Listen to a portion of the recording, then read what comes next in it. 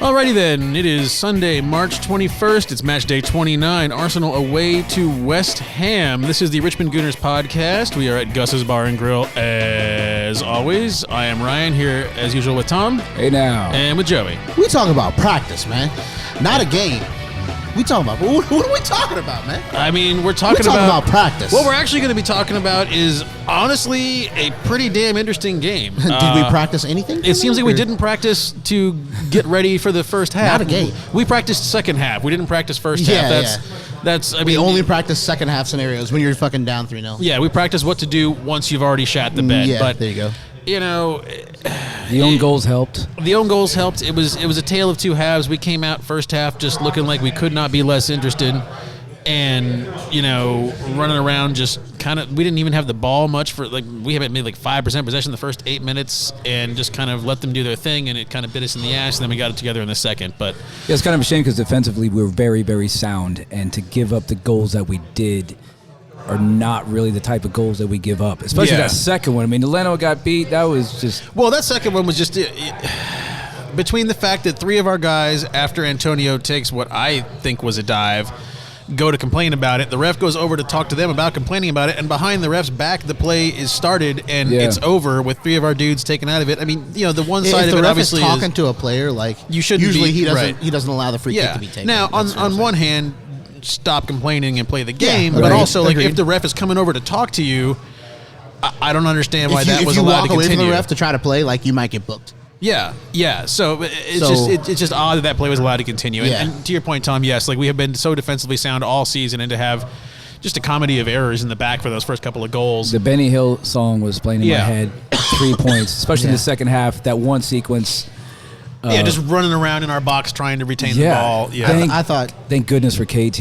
Yeah. Oh my God, dude. 2 saves and then, wow, man of the match for me. Yeah. I'm usually a fan of his, but I thought Pablo Mari was not good at all today. He presented himself for a couple of good aerial targets on corners, but defensively, it looked like he hadn't played much lately because he hasn't played much lately. And because he's usually solid. Defensively. Yeah, he usually doesn't put many a foot wrong, but today it was not the one. I feel like for me that might have been a rust issue for him. He's not putting a ton of minutes lately, so kind of getting back into the swing of things.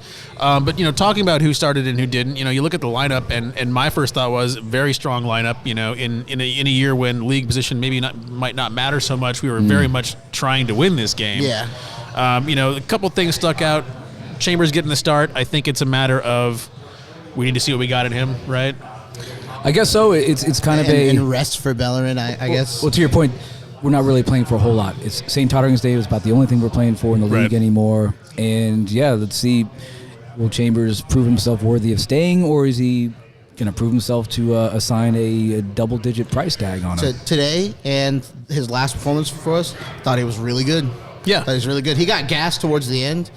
He did a lot of running to try and keep up with their guys. He involved himself in our attack really well. The quality of his crosses versus Bellerin is night and day.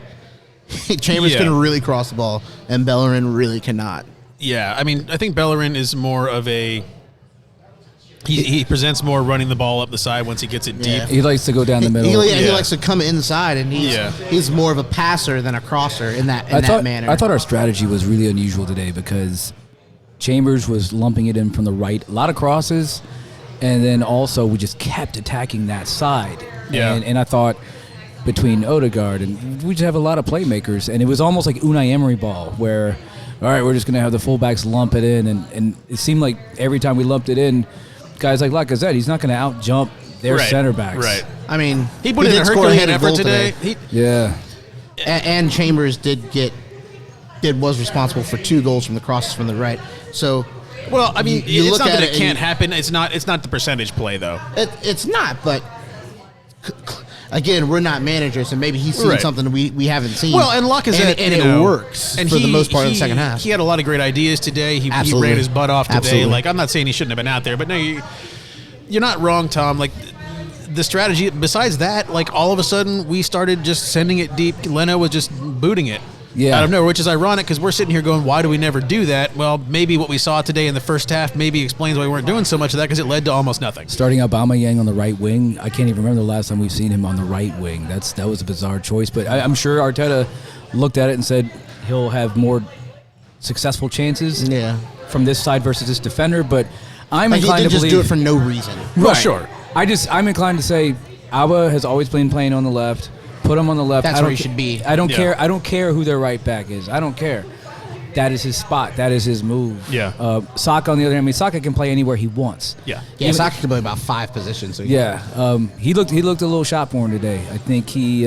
he probably needs a rest. The international break will hopefully do him good, but I assume he's getting named to been England, called right? up? Yeah, has he been called up to England? Do we I know? could swear, I could be wrong. I think that he was selected, but somehow we just said no because okay. too much mileage, and yeah, just I mean, I hope so. Like, try not to curse right now. But the internationals are not important. no, they're not. And, especially in a year like this where the internationals are also leading to COVID exposures, Exactly. It's like first you got to worry about, you always got to worry about injury on international duty. And now you got to worry about, what hotel rooms are they in. Like that. Yeah. FIFA Saka's in wants that their squad. money. Oh, he is in the squad? Yeah, he has the to be. squad for who are they playing? SM. Who's SM? San Marino? San Marino. San Marino. Yeah. They have a population enough. That's like a micro state. Yeah. It's I could start for San Yeah, Marino. there's like a Cristo situation. It's just like the guys at the local corner store who play football. Like that's and they interesting. are one of those teams that they get lit up 11-0, Yeah. 13-1. Just Yeah, I I mean mean, they got like 9 forwards on the Kane, Calvert-Lewin, Foden, Rashford, Watkins, and Sterling. that's a lot of attack for a team that's not going to present a whole lot of Yeah, problems for you. yeah. But yeah, the squad looked bad. I thought Partey in particular was all out of sorts. He had an off game today for sure. Some bad passing, some bad positioning. In the second half, he got it together, made some good tackles. But say, for instance, when he was very far forward and when it came time to make a crucial decision, again, lumping it into Rosie. Yeah. He's done that twice. And my Atleti buddies kept saying that he's going to do those long-distance shots and you're going to hate it. And I hope that somebody needs to rein that in. It's one thing to take the shot if it's a high percentage shot like Xhaka, but like they are just nowhere near the goal when he does that. Well, and also, there are times when he does it, and it doesn't bother me because we have been afraid to do that, and like he Right. sets it. But we had a kinda genuine fall in chance that to win camp. today. Yeah. We had a genuine chance to win, and that is a low percentage shot. I don't think those shots kept us No, from the I win, think, but for I me, hear what you're saying. Like for me, what was not great about him is he wasn't really on in the midfield. Like the shots are what the shots Yeah. are. Like he didn't really have. he didn't do his normal things in Yeah, midfield. he The didn't. passing quality. The passing quality was not there, and he didn't kind of create space like he has in the past. He just had an off day. I mean, I'm not Yeah. going to. Yeah. I mean, I am here for And- Thomas and- Partey going forward. It was just a bad day Absolutely. for him. And there really weren't a whole lot of our players that are pulling up trees, so to speak. Other than say Tierney, I mean even Luiz, who looked good in the second half, but that first half, that goal that he allowed, I mean, he got out jumped. Luiz does not lose aerial duels. Yeah. Well, and he also, God, it didn't lead to a goal, but about the 9th minute, I mean, he just kind of, I couldn't tell if he got megged or if it just slid right past him, but he just kind of, the ball just whizzed right by and led into a header that damn near went in. Yeah. For the first goal. He just, and none of these are like systemic problems on anybody's. I think it was just a couple guys had an off game. And I we're do very like the lucky look to of. claw back the way we did. Oh yeah. Well, yes and no. I mean, the way that we played in the first half, we deserved to be down 3-0, and the way we played in the second half, we deserved to win. I think. Are we happy with this? I mean, After the start, yeah. Yeah. After the start, And yes. Also, if you would have told me at start you could take a 3-3 draw, I probably would have taken it. Yeah. West Ham are in 5th position. Right. They're a really good team. They've proven this year that they've been a better Yeah. team than we have been, and it's not close. It's by a Because pretty considerable margin. Moyes is a good manager. They weren't just going to hand the United job to anybody. Absolutely. And B, look at that West Ham team. They have a how good many world team beaters? and How many world beaters do they have? togetherness. They have they're a good togetherness. team. Yeah. The two Czech guys are very good. Yeah, Suchek Sufal and and- Czech, the Sus I call them. They're apparently their best friends. and all. Declan Rice is good. Ben Rama's been good. Bowen's been good. He didn't even start today. But and Antonio is kind of like, I always refer to him as Adama Traore before Adama Traore was a Right. thing. He's a Yeah. fucking Right. brick shit house, and he's big and fast and strong. And yet, for some reason today, he was going down easy. Yeah, because that's the way. Well, because I feel like the official whose name escapes me, but he's like John Moss. John Moss, Yeah. he's like dad bod personified. Yeah. That bit where he ran over to talk to David Moyes to dad bods, and he's like got the ball under his arm and he's trotting over there like Yes, a that drove prancing me up the pony. wall. It's like, dude, this is you just want everyone to stare at It's you for all like about 12 you, huh, 15 John Moss? seconds. Like, look, Because man, no you one's here. bitch. No one paid he to see does the that ref. then, but then in the first half when West Ham got their goal, he didn't do a goddamn he thing. didn't do shit. Just let it happen. Yeah. Because I'm sure that's what our players said. They looked at him and said, "You're just going to let that happen?" Yeah. You know, you didn't whistle, you didn't gesture.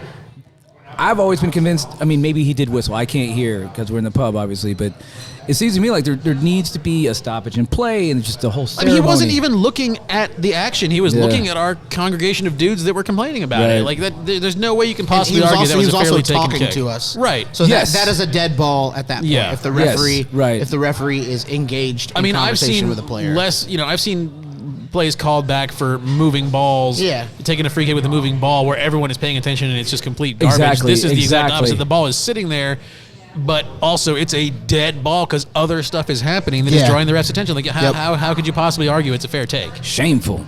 It is. That's just terrible. That's He's just a not good. knucklehead. Let's talk about our lack of bite on offense because it seemed like we really got In the first half, Yeah. Because it was bad.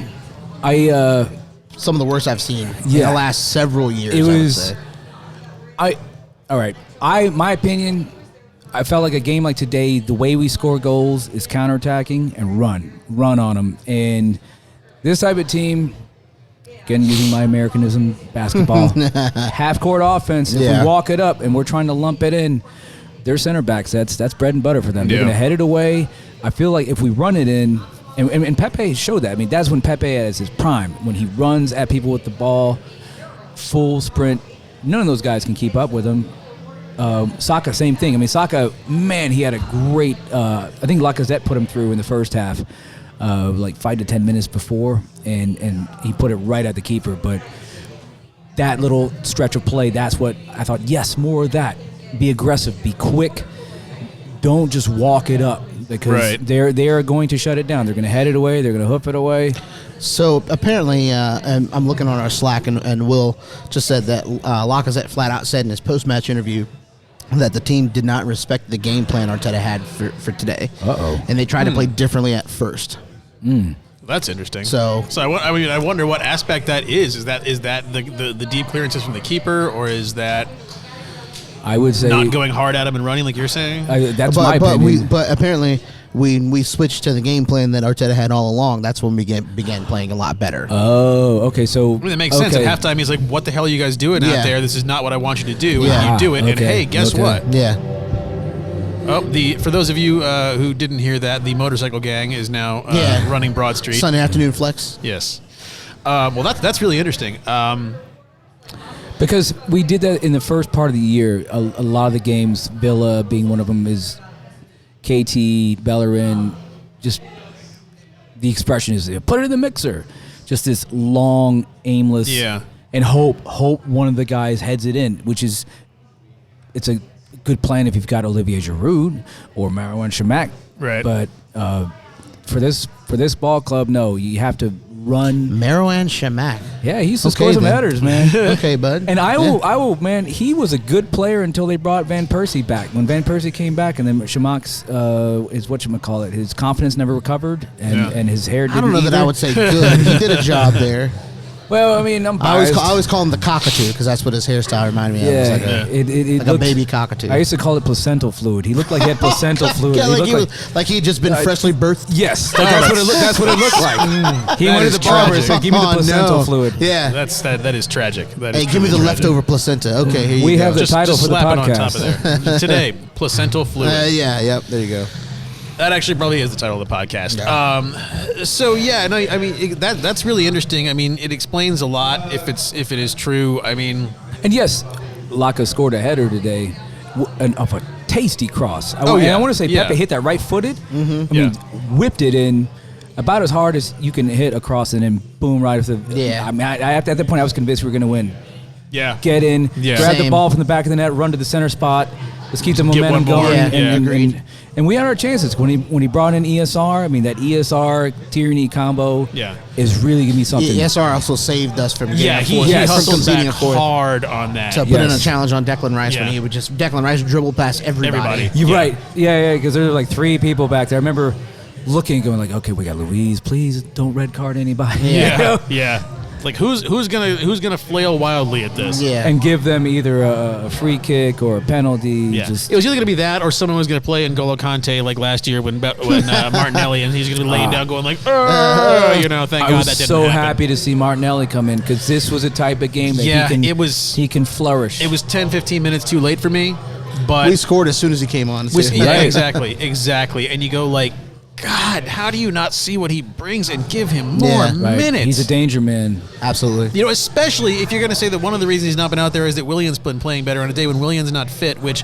I made the joke before the game, like this is the first time that's actually a bad thing. Yeah. But, you know, if Willian isn't fit and neither Pepe nor Martinelli are either starting or get brought on in the 60th minute, that was a little weird for me. But, you know, at the same time, like, we were playing so much better in the second half. Like, I can understand the idea not to mess with it. Yeah.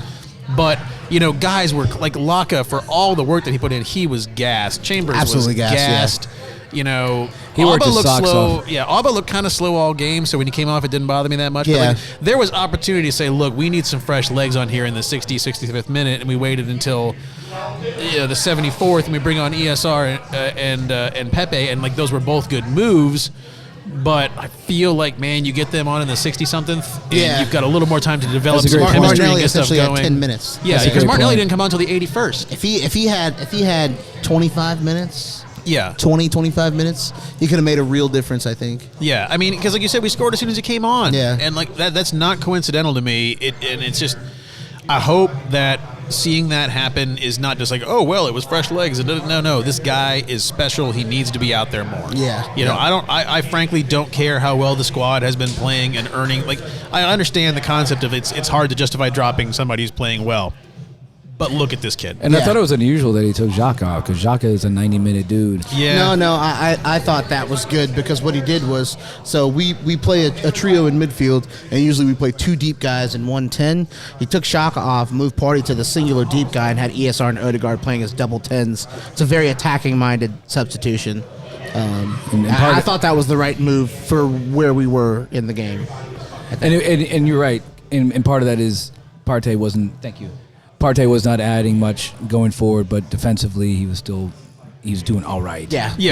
I mean, And he's always gonna give you that. And Xhaka, I mean, I'm a big Xhaka detractor. He played well today. Had some played very, well. some really good tackles. Defensively, Some I really thought good he did tackles. well. Yeah. Some really good tackles.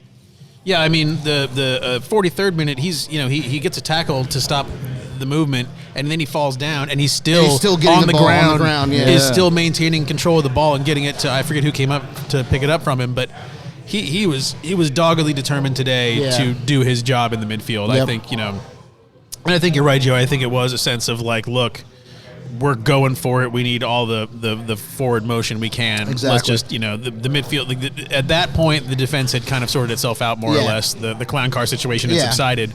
And so you can kind of do Shaka's that. usually in the game to be more metronomic. Yeah. Whereas you take out Shaka and you put in ESR, and that is a very attacking-minded change. Yeah. Yeah.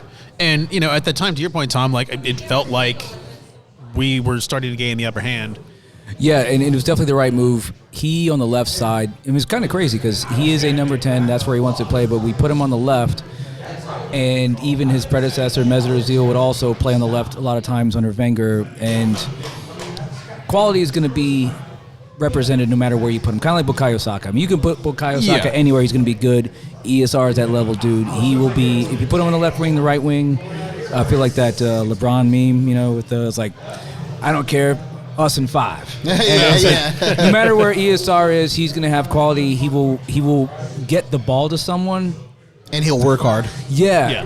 He obviously he had that. He's a pretty unique mix of effort and quality Yeah. that you don't find all the time. I was hoping he would get a little bit greedy and shoot. Like Odegaard was, he had one sequence when he got greedy and shot it, and I was like, oh, that was like I call for you to shoot it all the time. That was the wrong moment. He Yeah. had that one shot. Yeah. but He has played so well. And repeating the last myself from last 5 or week, 6, in the last those several games. close quarter situations, man, he is just so. He's insane. Yeah. He's like Nasri. He can dribble almost past anyone in the league. Yeah. You put 2-3 dudes on him, he somehow Prime gets past you. Nasri, not today Nasri. Right. and I know like a lot of people get triggered that you say that word. Like, no, but he was a good player. He was a good player when for us and for France. And I think his because I would argue that Cazorla was better with the ball in tight spaces, but Odegaard looks like just Nazarene. mirrors. Yeah. He looks like a man. Well, play style is very similar in those spaces. Cazorla did it a different way, I guess. I feel like Cazorla was more, it was more wizardry of what he could do when he's in a tight space, but I feel like Odegaard gives you more impetus going forward a little bit than Cazorla did. Well, okay, so that's a good point, but for the majority of his career with us, and especially towards the end or towards the back half of his career with us, we basically asked him to play an unnatural role, which is the role of an 8 when he's naturally a 10 or a winger. Yeah. And we partnered him with guys like Francis Coquelin and saying good luck with that. We asked him to do that, and he did that, and he was like brilliant at it. Yeah, that's and fair. we were like, how is this little 5'2" little son of a bitch? Like, this guy is brilliant in deep midfield. And like against bigger dudes, and so he would just wriggle out of spaces, and I'm like, okay, maybe this was a fluke, but I like him. Let's keep him there. Well, I'll tell you if he hadn't got hurt in 2015, we win the league over Leicester that year. Well, and I'll tell you hurt. where Odegaard really clicks with Cazorla to me is the corners that he put in today. We haven't had a corner taker. Right. I mean, Ozil maybe, but I feel like Cazorla always managed to just drop it in there, and Odegaard had a few today that were right on. I mean, that one that Pablo Mari damn near got hit the first man. Yeah. Pablo Mari got all one. Of our guys he was like, I don't know, 6 inches too late. And Fabianski punched it away. Sure, yep. But, I mean, there were some really well-placed corners off of Odegaard today, and, like, I haven't seen that in a while from us. You just, like, only one of those needed to come off. You know what I mean? So many of those moments where you had, like, half of us jump up out of the seat. Yeah. Like, begging to scream for a goal. Like, it's there, and then you see the ball bouncing around like a pinball game. Odegaard can create those moments. Yeah. He gives you that feeling that you don't.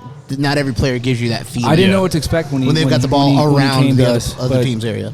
Right now, if Madrid calls up right now and says 50 mil, he's yours. I'll take it. I'll take it. I mean, they're shit. going to ask for more than that, but I would absolutely pay 50, yes.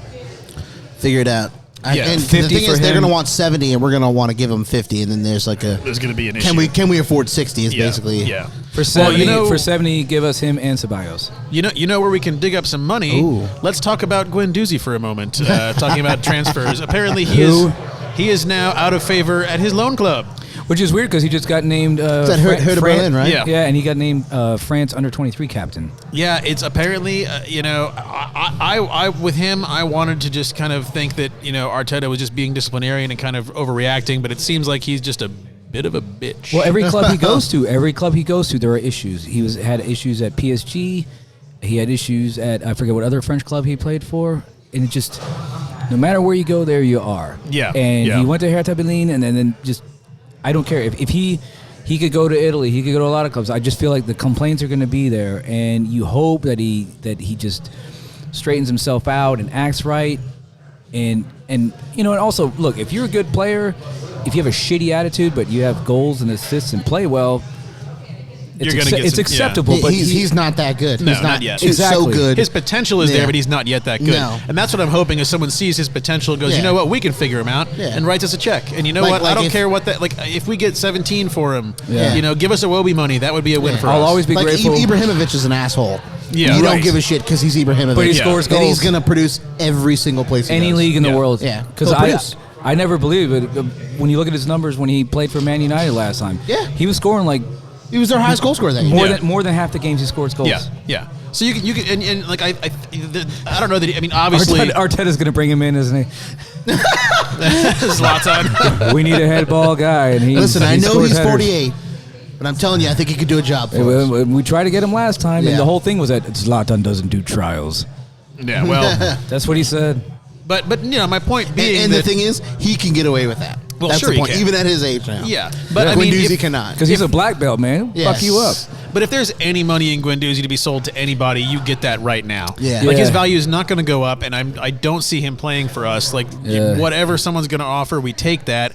And put that in the piggy bank for Odegaard. In economic theory, they do. call that the greater fool. That there's always the greater fool, right? Some companies like I can make this work. Everybody else is honestly, wrong, but I'm smarter than everybody, so I'm going to take care of this. Find that guy. Honestly, when he the moment that he said the thing about I make more money than you, I felt like it was over. That was obnoxious. Because like listen, you can even think that, but you don't say it. Yes. You know what I Right. mean? Because you can say you're- all types of shit, and you can talk all types of trash, but that to me is kind of unconscionable.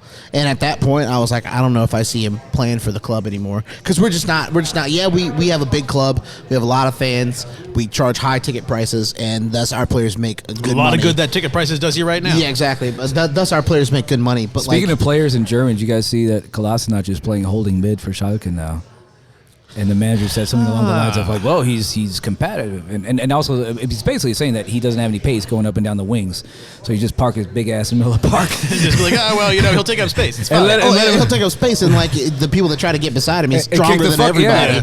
You know what I mean? crazier things have worked, I suppose. And you know who's behind him, sweeping everything up? Yeah. Good old Mustafi. Musti. Both at Schalke. I don't know how the fuck we got Schalke to take both of their bitch asses. And that's just the but thing about Guendouzi is like there's a Schalke out there.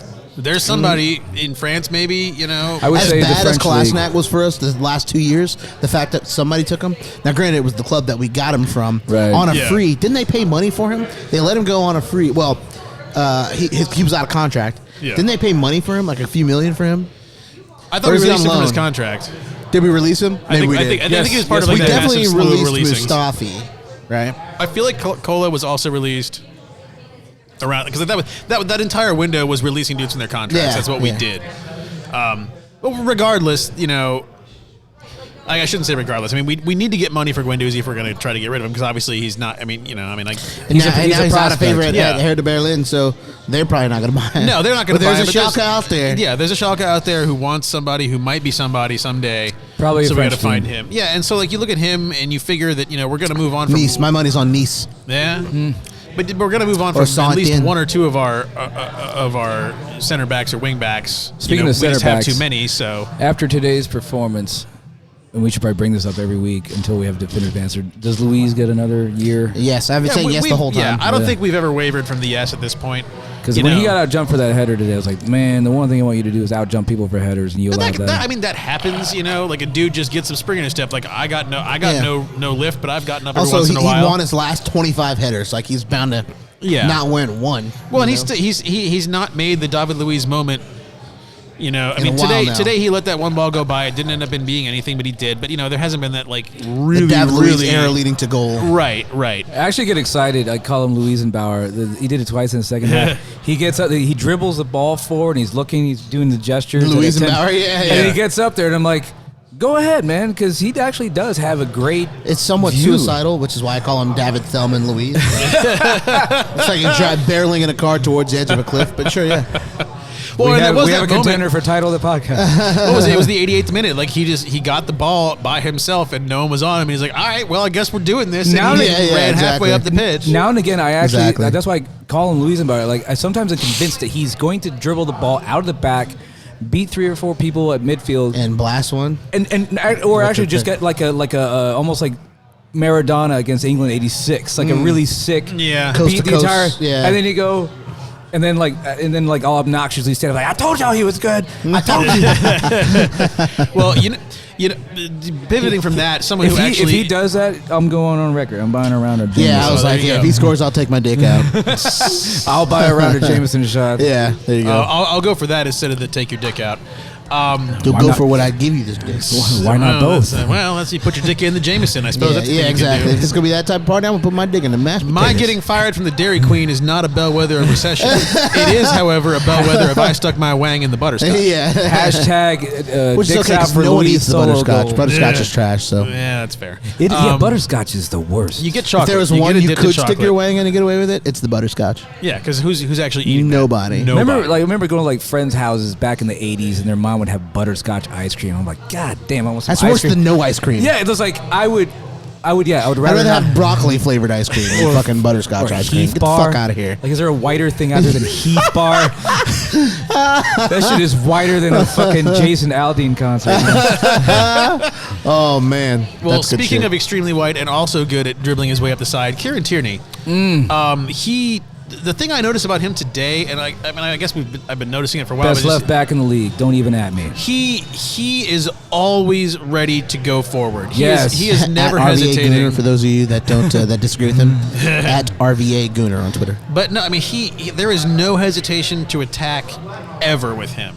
Yeah. And he's technically a lot better than people give him credit for as well. Oh yeah, I mean, because he if you just look at him like, at He first can- he glance, can he beat a just dude. looks like a hustle guy. Yeah. And that's but it. he's much better than Joey that. He can beat a dude Yeah. like nobody's business. Joey said the right word. They're technical because he's not silky like, say, Roberto Carlos or Ashley Cole. He beats people because... or like a Marcelo or somebody like right. that. He does this stop and accelerate thing that is old school. We're talking Yeah. like 1950s fucking, bowling shoes with Dennis Irwin with fucking- roofing nails pounded through Yeah. him. Like fucking 8-inch cut on his forehead, and he still Yeah. runs up and Yeah. down like a fucking chihuahua on meth. Right. But yeah, he's got this stop-start move that, especially when he gets the ball and he's in attack. And if you're a Kind of defender, drops his shoulder, kicks it past him, And he's then gonna, it's pure pace. and Yeah. he's going to the byline, but they can't do anything about it. Right. because they've seen him cut in and hit it on his right foot and score. That's true, yeah. They're Right. he ain't gonna do that shit against He me. keeps him honest. Yeah, exactly. But That's why. there's really he's not a tricky player. No. He's just quick and very, very traditional, fundamental. He's got fundamental. the He's fundamentals. like Tim Duncan. Yeah. Like Yeah. it doesn't look good, but this motherfucker averaged 28 this year. I can't even, Yeah. just hitting it off the backboard 19 times a game. Yeah. Yes. Going in. You know what Yes. I mean? Or if we're gonna go like really old school, remember Alex English for the Denver Alex Nuggets? English, one of the best players of all time. Alex English was like, you look at the box score, like, that motherfucker had 28 points. Yeah. And how did he get it? Like just standard, Yeah. Fundamental stuff. 12-foot shots. Yeah. Like he doesn't double pump. He Yeah. doesn't fucking dunk on anybody. Yeah. But at the end of the game, like, God And if damn. you're really, really good at fundamentals, like you can be elite, like an Alex English or like a Tim Duncan. I always say like Tim Duncan. Like, okay, so there's like fundamental guys like Shane Battier, who are like really good at all the fundamentals, really good in college, come to NBA, and there's a bit part player. And then there's fundamental guys like Tim Duncan, who is one of the probably 20 best players of all time. Yeah. I mean, it helps when you're a fundamental guy who's 7 foot. Who's 7 foot? Yeah. So yeah, Tierney. But yes, no, he- excellent stop start, great acceleration, tough as nails. Like he will stick his head. Cristiano Ronaldo could line up for a penalty, and he will put his head right there and, Yep. and Yeah. risk it. I mean, that play. Oh God, what it was? Is he in goal in this scenario? Or? It was the 66th minute. No, 66th minute. Like, I mean, he comes flying in from out of frame with a sliding tackle Yes. to break up that shot, and then somehow then by blocked it laying there, again. blocked Yeah. it with his ass. Now I understand that's Yeah. accidental. He didn't know anything about it. He But didn't know was still anything there. about it, but he's always somehow there. It's called being there. It is called being there. But no, what I was kind of getting at is like, I'm not going to join the chorus of Shaq only passes it backwards, because sometimes you have to pass it back. And also, But- if your attacking players aren't doing anything, There's nowhere to give and it they're to. not doing it. It's like, do we want them to pass it forward straight to a West Ham player Right. or what? But Stop this nonsense. But my point is, Tierney is always that guy going forward. True. Like if you're, He's always going to give you an outlet. he's always going to give you an outlet if you're on that side, and with a team where we do have a lot of times nobody presenting forward. I mean, he does that, and he sets the example for that, and hopefully it leads to more Yeah. open play. Absolutely, I agree. And then And he's going to get his goals too that Yeah. way. And he already has this year. He's already got Right. a few. So to your point about something I noticed today, it seemed like a handful of times, if not more, I always like to look. So if somebody like Tierney gets the ball, I like to look to see who is in front of the goal. And like Odie and Saka, I feel like Saka is playing a lot of essentially a number 9. Like Yeah. he is the farthest Yeah. forward. But the two of them, I guess my problem is if you're all the way up, I don't like you to be static unless you're somebody like Olivier Giroud. So those two players, Where they you're get- a target man. and I understand, like, you can only go so far forward because you want to stay on side. However, those two move laterally or something. Yeah. Like, don't. So Tierney gets the ball and he looks up because, like you were saying, like Xhaka gets the ball, he looks up, and some of the guys are standing there like this, and I'm making the motion where like people with 3 opposing team with, players with their in between elbows them on their and hips Xhaka, and yeah. their hands upside down. And it's like, okay, I can get you the ball, but like, What are you going to do once you get it? yes, and Saka and Odegaard were all the way up and just kind of static, hoping that a through ball. And I mean, we did make some attempts with through balls. Credit to West Ham because they were picking off a Yes, lot of these. yes. They did. They defended well, I thought. Because there were a lot of good attempts at through balls. Yeah. That I thought. Partey had 2 of them that Yeah. got picked, and I was like, Xhaka man. had a couple. Yeah. Lacazette had a couple that were going forward towards like Saka and players like that. And I think that to your point, we did see a lot of Bukayo Saka as the most advanced player, and I think that was because Lacazette was coming really deep for the ball and to get himself involved in the play. And so what would happen is Lacazette would go deep to get the ball, he would have tremendous hold-up play, as he always does, make the turn, and then see a Saka or an Aubameyang or somebody kind of, and then try to make that connection. So I think it's important. It's you're right, but I think it's important to note why that was, and that actually helped us look way more attacking minded towards the end of the game as well. Laka, what I really liked from him today is he did what I think he does best. Collects that ball with his back to the goal. Yeah. The way he can pivot and fire. Make the turn, yeah. Great touch, pivot, and fire. And obviously he got the one, it's an own goal, but did it again in the second half. I think someone blocked it. Yeah. But that is the guy. And they could not stop it. Yeah, because that's the guy when he was at... he's so chunky. He's got such a strong base. Yeah, I mean, and for a guy who's, 5'8", I mean, he's 5'9", yeah. Yeah, he's giving up a lot of height, a lot of size to some of these bigger defenders. Yeah. But still, they can't stop him. Lower body strength. And that's the guy holding off. He's good. When he was at Lyon, that's the scouting report I read was he can pivot and fire, and then also just a lethal penalty taker. Yeah. Lethal. Yeah. We're talking 9 out of 10 plus. Yeah.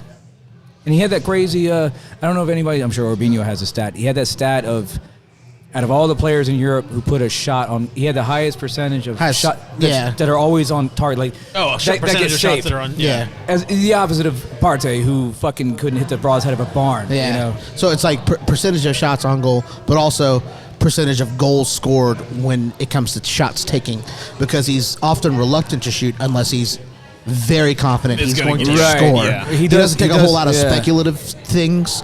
He shoots when he thinks, okay, I'm going to score this. Right. You know, and that's what led to that he had like one of the highest in the top 5 leagues in Europe for a long time of shots to goals. I go back and forth on him. Do I want him next year? Do I want him? I don't know. I mean, he'll be 30 next year. I think the chatter is we're already looking for a replacement for him. I personally think we already have the replacement in Martinelli. And I think that isn't fitting with what it seems Arteta's trying to do with him, which is he can play like 5 positions, but I think Arteta's trying to make him a base center forward, like make that his base position. I think the Athletic reported this week that they're turning him into a center forward.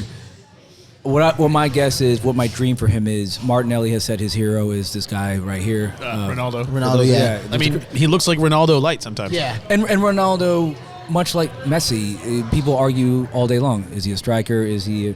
Martinelli, I think, can be in that same mold where he is so fluid and so good at what he does. He can play anywhere across the front three and be the best option at that position. Yes. Yeah. And so sometimes with all the... with him... There's no way that dude's a college basketball player. Who's that big, receding hairline white dude? Oh, for Loyola Chicago. Yeah, like look at him. Yeah, he looks like that's it. I could go to the Y right now and point out 6 dudes that look just like that. Wow, Jesus. That guy has. I was like, is that guy a basketball player? He held on to his eligibility for a while. Yeah, he's 32 playing college basketball. He's almost as old as me. He's like those Australian punters that come play football. yeah. So yeah, Martinelli. The future is bright. I think, I mean, he's not going to play number 10 because we got ESR and hopefully Odie will be around. Well, I don't think he should. I think he is more useful as a striker. He's a forward. Yeah. He's a forward. Whether that's a winger or a center forward, he's a forward. Yeah. Because I guess we also have to think about Lacazette, Aubameyang. We're probably not going to see them 2 years from now. No. I agree. And, somebody pointed this out today that Laka and Abba did not look great in sync together today, which is weird because for the longest time they were a duality to a certain degree, and like somehow they've just kind of got down to sync. And I guess they haven't played together a ton this year, and like the system is a little bit different, so there's that. But that was a little weird for me, is seeing them just kind of out of sorts, which I didn't expect. On a scale from 1 to 10, where would you rate Alba's performance today? 6, 7. I wouldn't give him a 7. I would give him a 5 or 6 maybe. Because first half, he did well defensively today. Yeah, I was gonna say he had a great track back in the 14th minute. I mean, he came back out of nowhere and dispossessed a guy that was on a run. And it showed us he really wanted it. Like he was up for it. But then after that, it's one of those what I categorize as, was he here today? Did he play? Yeah, and there were a few. I mean, there was the one time where he was offside. He just kind of stood there, but he wasn't hustling. He was hustling back defensively, but then for some reason he wasn't getting forward. Yeah, he was jogging a couple times as you'd expect. Yeah, I saw, and I'm like, if Saka was there, he'd be making a butt gusting run. Yeah, he tried to lock eyes with Xhaka or Partey or whoever had the ball, and then lock eyes, and then boom, take off. I thought it was bizarre to put him on the right. I'm sure Arteta had a vision, or maybe that was part of the thing that they did that was against the tactics. I don't know. No, but I mean, he was lined up there. Like that wasn't him deciding to just switch spots. And then by the second half they rotated. He was back on the left. They rotated like 15 or 20 minutes into the game. Yeah. I really want to know what part of the game plan was thrown aside. I want details on that. I mean, we're not going to get it. No. And I understand that, but it's really interesting to hear that and go, well, we weren't doing what we were supposed to, and then we did. It's like, well, what specifically were you guys ignoring? Because I want to. It's like, if whatever you were ignoring led you to play like that, and then when you got it together, you played like we did in the second half. I want to know what that was and who thought it was a good idea not to do it. Yeah, exactly. If it was like mid Emery ball, the line was he's not consistent. We don't know what he's asking of us. This shit is crazy.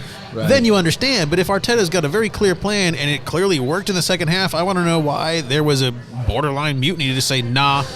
And I wonder whoever or were the people that weren't doing what he wanted to do. I wonder if we're going to maybe see them get an extended run of games. Yeah, or get dropped from home. Yeah. Or the bench. Yeah, I mean it might be. It's going to be interesting. He's not afraid. He's not afraid to do that. If he's willing to bench the skipper for being late, then if you don't follow my tactics and it's clear that you're just ignoring me. Yeah, it could be. It could be. I need to shut up my phone for the rest of the day. I'm afraid to get on Twitter and look at the replies. It's going to be Aubameyang, you need to practice your shooting. I mean, I don't know. Yeah. Somebody on Slack also was like, I hate this narrative that we let the wrong keeper go. No. I'm so that makes me think that you don't know ball. What are you supposed to do with that? What are you supposed to do with that? That's just it's you don't fucking know ball, man. Like you if you think that Martinez is a better overall keeper than Leno, he's just not. He's very good, but Leno basically saved us from being relegated last year. I mean, he was our man of the match week after week last year. And, I don't put any of the goals today on him. No, not at all. I'll assign some of the... that second one, man, when he got beaten near side, that reminded me of Almunia in the 2006 that second one, final. Nobody was paying attention. That whole thing was a cluster, and it was taken without anybody's knowledge, and no one was ready for that. Yeah. But, I mean... I'm just that's a goal that really shouldn't even have happened because it should have been allowed. But on the other hand, Leno also recently those like that pass he gave to Dani Ceballos. Sure, yeah. And what I'm not saying that he will never ever make a fucking mistake. What I'm saying is that he is better than Martinez. Yes. And better than a lot of people a lot of keepers in the league. Because there's a every keeper is going to make a mistake. Look at Allison. Yeah. Right. Allison's made 5 mistakes recently. There are a handful. He's still good. He's still one of the best in the world. It's just that shit happens sometimes. There are a handful of obnoxious things where it's like we never should have gotten rid of Giroud because there's a lot of people that are like, we let go of Giroud to bring in the Golden Boot winner. Shut the fuck up. Yeah. And you see hindsight is 2020. Right, exactly. It's like, Giroud could help us with some headers right now. It's like, but Alba won the Golden Boot after we got rid of him. So. But the only reason we got rid of Giroud was because we had to bring in Aubameyang. Yeah, because that was a 3-team thing, and without any of the 3 pieces, without one of the 3 pieces, the whole thing doesn't happen. Right. The pieces were Giroud, Batshuayi, and Aubameyang, and those 3 pieces had to. Yeah, and all those people that are shouting that Martinez is better. I mean, come on, where were you when he was sold and he generated 22.5, 25? Yeah. I thought that was fantastic business. And me too. I mean, it's good business. I would have liked to see him go somewhere else other than the league. But because Villa are doing very well right now, and they have a good defense. They've given up slightly less goals than us.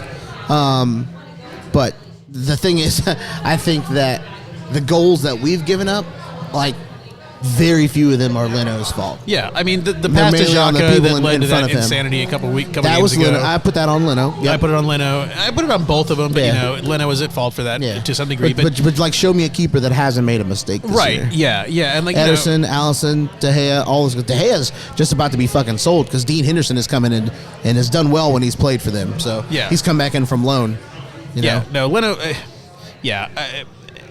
And Fabianski almost made. He's been one of the top 5 or 6 keepers in the league since he moved to West Ham. He almost gave it away for them today. Well, the truth is, the stuff that Martinez has come out and said, I'm not going to blame him for any of it, but it sounds like he's not wrong. We didn't put enough trust in him, and I don't know that he would have stayed if we'd asked him to. Maybe we say, all right, you're our number 1, but you're not gonna send your incumbent number 1 away for a guy who balled out for 5 weeks. You're just not. No matter how many years he's put in for the team. Yeah. And I think he, hats off to Martinez for staying that long. It took him 10 years to come good. Right, and that's not entirely his fault. fault. Was pretty good immediately. Yeah, and like it's not Martinez's fault. Like he's not wrong. We kept buying keepers to play ahead of him. Yeah, true. Now I don't know what was seen or what wasn't seen in training to justify that. Right. But at that point, I feel like the writing was on the wall. Like you bring even at that point, if it was me and we said, "All right, finally now you get your shot," I don't know that I'd be super happy about it either. Like I think he kind of was ready to move on regardless. Go, yeah. It was never going to end with him as Arsenal's number one, right? Like without Leno or somebody like that getting injured. So I think he created the best possible outcome, which was to play well enough to get a move somewhere and be their number one, first name on the team and sheet generate every week. us, and he did that, and generate money for us in the process. So I mean, there's and he, I think what you said was like talking about his words about it. I think that was right because his words about it were basically like, "Look, I feel like I'm good enough to be a starter in this league. Yeah, and it's clear that I'm not going to get that shot at Arsenal." So as much as I loved Arsenal, as much as I love everybody there, I felt it was time to make this move, and I'm happy I did it. Yeah, doesn't mean I don't love Arsenal.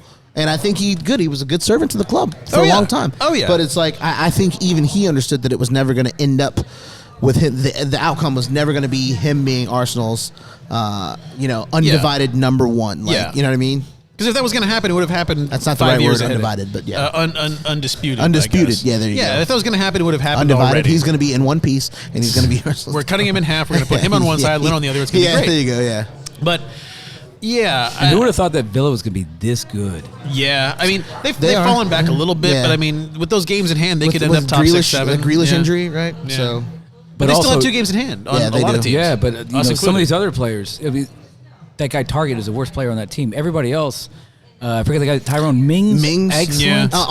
Honestly, that's no surprise. He's always been good. Yeah, they paid about $40 million for him, and ever since they did it, I've been saying that was good money because I take him in a heartbeat at Arsenal. I take him. I take that kid from Brentford. I forget his name. Ollie Watkins. Yes, Ollie Watkins. Of course, Grealish is the best player on that team, but even a couple other players. They've got an African descent guy in midfield that's really, really good. Of course, Mings. Well, we'll see. Matty Cash. We're gonna be fans of theirs in an hour or two because they go up against Spurs. Against Spurs. I mean, we are and we aren't because we want them to drop points because they're in our way. It's kind 2 of teams that are above us, so like a 0-0 draw might be the that's what you want. I want Spurs to lose. I don't care every time. That's fair. I want Spurs to lose. Well, to the point that we made earlier. Okay. Here's the scenario.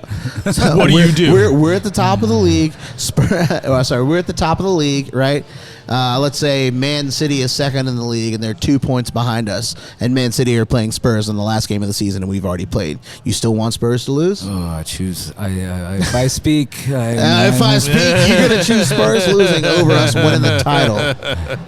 That's the scenario. Yeah, what do you do? When that happens, Speed, by the way, was on the We'll cross that bridge when we fucking get there, right? Yeah, let's get even remotely the close greatest to that. TV show of all time when Stringer Bell says, "Well, we're gonna worry about that when it happens." No, I feel you. I'll take being in that scenario at all. I'll take the scenario. Until then, and if you're a burgeoning Arsenal fan just working it out, you want Spurs to lose every time. It is. Except for the scenario I just outlined. Right. And we'll tell you. I mean, it'll be very, very rare, but because I mean, there are some fans out there unless it prevents us from winning the league, you want Spurs to lose. Yeah. Or unless it prevents us from like finishing in a position that gets us Champions League football or something. Yeah. So yeah, I really could give a shit about Europa League. I think I'd rather Spurs lose than us get Europa League. Yeah. I mean, Europa League is not a thing you want; it's a thing you end up with. Yeah. So Europa League is the only competition in the world where the prize for winning it is not having to deal with it the following season. The prize is, guess what? You can stop playing on Sundays that's every the prize. day. The prize is you don't have to fuck with us next year. Yeah. You get to go to the big boy competition. It's really bizarre because I was thinking about it the other day. I have 2 jerseys with Champions League patches that I have not worn in years. In a while. Yeah, like they are dusty. And I just remember, like, man, we used to come in here into this pub Tuesdays and Wednesdays. Yeah. And Saturdays. Yeah. And now it's just Thursdays and Sundays. It's almost like... Because I would rather be here on a Saturday than a Sunday. Well, we could do the podcast. We could stay here and continue to drink. And And now, I mean, that didn't stop us last weekend. Yeah, it didn't. I have a career that means that I kind of make my own schedule, but I'd much rather get drunk on a Saturday. Yeah, it's kind of like I used to tour. Like, man, our band, we used to play the LA Coliseum and Madison Square Garden. And then now we're doing the goddamn Chesterfield County Fair. Yeah, now you're Spinal Tap playing at the old folks home. Yes, exactly, with the Air Force Base with the radio. Yeah, the radio's in. Nigel Tufnell, he wrote this. Let's go to 11. No, it was the bassist who wrote it. What the hell was his name? Derek Smalls? Yes. Yeah, he wrote this. Harry Shearer was the bass player, yeah. But yeah, so... Big bottom. Talk about mud flaps. Yeah. My girl's got 'em. Thank you. But swinging it back around, that was a hell of a game. You know, like yes, because I was getting texted from a good friend who's a Leeds fan and seeing some other neutrals out there saying like they thoroughly enjoyed it. Yeah, I mean it started off garbage and then because say by comparison that Everton Man City thing yesterday was dull. Yeah. I mean there was action, there was movement, there were goals. I mean it pretty much had it all. And you know, I didn't watch much of anything yesterday. I had a fucking 24-hour migraine. That is not what you want. Nope. But you know, man of the match today. I mean, 4 really strong candidates for me in Tierney, Odegaard, Lacazette, and Chambers. I voted for Lacazette. I mean, for me, it's Tierney just because, like, I just noticed his effort more than anybody else, and the defensive saves he made. It was a double saves for me. It was. I don't know. I feel like it's a little bit of Tierney homerism happening here. I'm never upset about that because I'm a bit of a Tierney homer too. But if I'm judging this one game, for me, it's Lacazette. I mean, Lacazette. Beyond what he actually created, like to your point during the game, that header was something. That header, he was responsible for the first goal too. But he had lots of great ideas that you haven't seen out of him in a while. I thought he led the line really well. He brought us into play. I think he was the most fundamental player on our entire team to the comeback. And he was kind of dragging Aubameyang up and down the pitch with him. Yeah, he really was. Aubameyang, this was not the one. You tell your old man to haul Walton and Lanier up and down the court for 48 minutes to see how hard he plays. Yeah. You know, my dad says he only try until it's the playoffs, and then even kids. That is a reference to a movie called Airplane, and if you don't have the ability to recite that movie from memory, my name is Roger Murdoch. I'm a pilot. At the car wash. Also reminded me of Barkley talking to Jordan. If I'd have had Scottie Pippen and Dennis Rodman, I'd have won 6 championships too. And maybe he would have. He's just a knucklehead. Well, he was close to one year. Kenny. He was a knucklehead. That's terrible. Ernie. Wait a minute. Listen, Ernie. Man, I felt bad for Ernie having to do real news yesterday with the whole with the COVID thing with VCU. Like Ernie all of a sudden had to go into like newsman mode. You could tell, it's like, this is not why I'm here. I put this flashy ass bow tie on. Now I got to talk about this disease. Bro. I'm here to talk fun about basketball. Yeah. And now I got to sit here with Andy Katz and his very odd hairline situation that he's got going on about disease. Yeah. That is not why I got dragged out of my bed. Ernie Johnson is a national treasure, and if you think otherwise, you have no soul. No, he truly is, and to have him have to do actual news is not the one. A little bit. It's not the one. It's not what you wanted. Yeah, Katz's hair, he looks like one of those birds in a zoo that's sick and his feathers are falling out. He's like molting. He's molting. Yeah, no, it's like that bird is not well. Like that bird needs to like. Something's wrong. I don't know. I'm not a vet, but that something is wrong with that bird. Well, I'm not qualified, but his feathers falling out is not a good look. Because here's the thing, like I don't think his hair would be that bad, but he's trying to style it like it was when he still had all of it. Yeah, right. And it's like, nah, man, you can't just like throw gel in there and let just like there be holes. Right. He needs a dermatologist. Like a dermatologist told me, he's like, stop putting all that shit in your head because it's making it fall out. Well, whether he's doing it or not, take that shit off your head. Yeah. It is not holding it together. Even though I was like, let me show you a picture of my uncles. They all look like Mr. Spacely. So yeah, it's my hairline is receding like the Confederate Army in 1865. It was always preordained, and yet those who embrace it, it's much more graceful. And Andy Katz needed to figure that out. But anyway, we digress. So I think that's, now that we're talking about hairlines, I feel like we've probably achieved the finish line of this situation. So yeah, next up we got the international break. Wah, wah, wah. Let's hope nobody gets hurt. Let's hope nobody gets sick.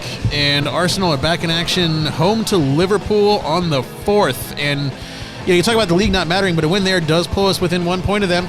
Anything to finish above Tottenham. I mean, here's the thing. Like, if we somehow, towards the end of the season, can be in with a chance, great. But then we take it. The eggs are in the Europa League basket right now. And that's coming up the week after that. But we will catch you after the next one. I am Ryan. This is Tom. See ya. That is Joey. Kenny, you're just a knucklehead. And we are out of here.